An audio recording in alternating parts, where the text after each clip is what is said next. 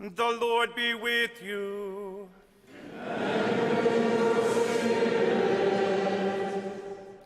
A reading from the Holy Gospel according to Matthew. Glory to you, Lord. The Pharisees went off and plotted how they might entrap Jesus in speech. They sent their disciples to him with the Herodians, saying, "Teacher, we know that you are a truthful man and that you teach the way of God in accordance with the truth. And you are not concerned with anyone's opinion, for you do not regard a person's status. Tell us, then, what is your opinion? Is it lawful to pay the census tax to Caesar or not?" Knowing their malice, Jesus said, "Why are you testing me, you hypocrites? Show me the coin that pays the census tax." Then they handed him the Roman coin. He said to them, "Whose image is this, and whose inscription?" They replied, "Caesar's."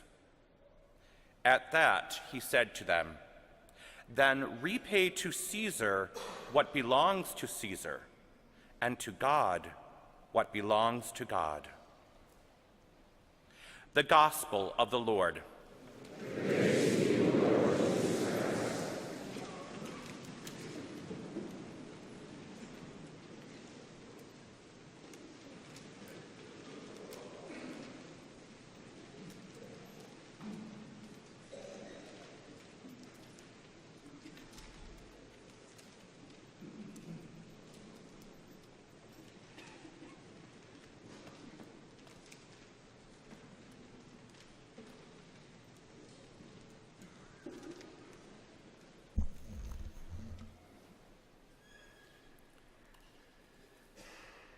At this part of the church year, we begin reading a continuous reading from St. Paul's first letter to the Thessalonians.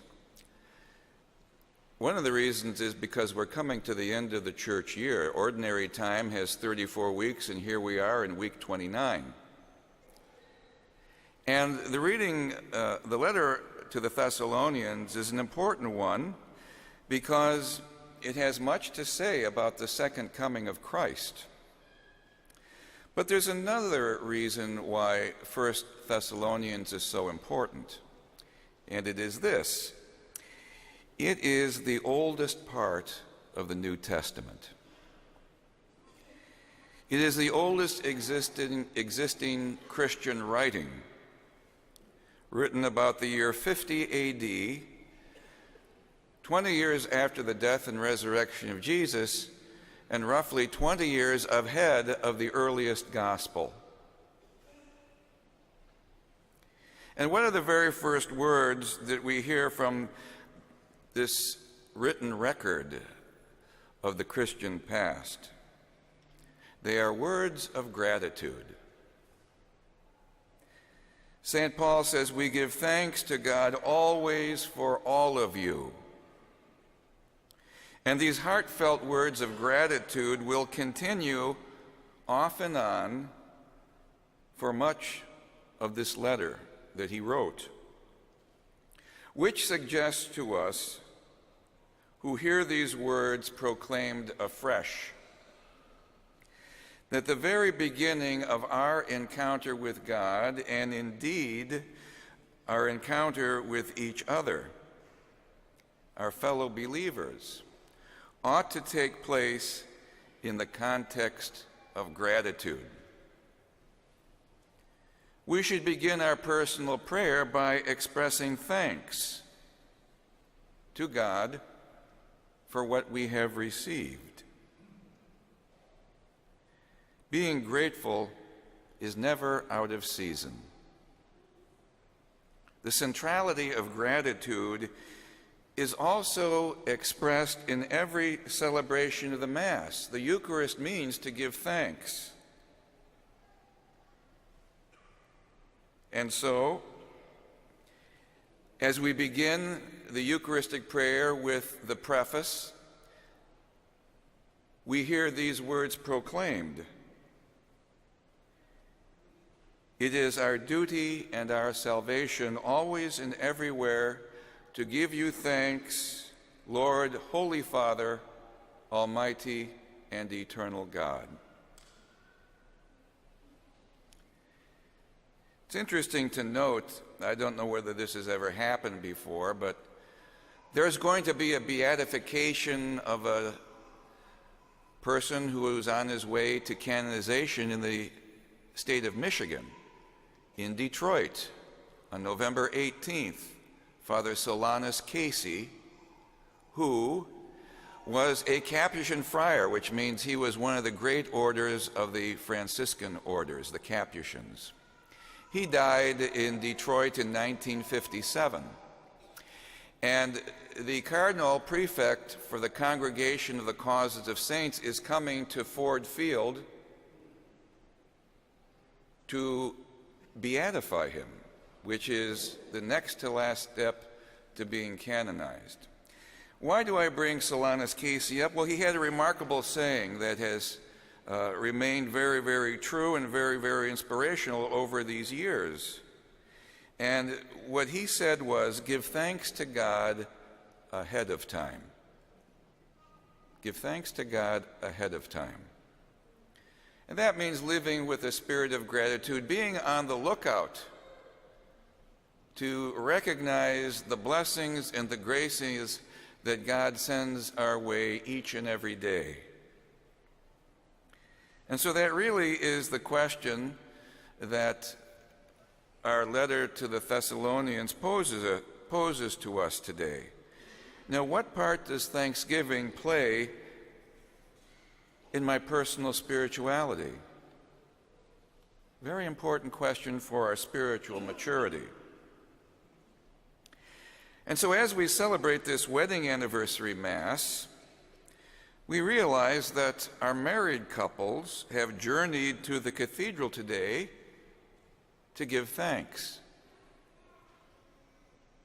Their faith in God has remained intact over the years and has grown stronger. How natural it is for them to gather with the community of thanks at the Eucharist to express their gratitude to God. They recognize the blessings of marriage and family life, though these blessings have been tested in the crucible of unforeseen circumstances and human weakness. Mature love is always a decision, a commitment. And this is reflected in today's rite of marriage in the Catholic Church, where husband and wife will say to each other in turn, I promise to be true to you in good times and in bad, in sickness and in health. I will love you and honor you all the days of my life.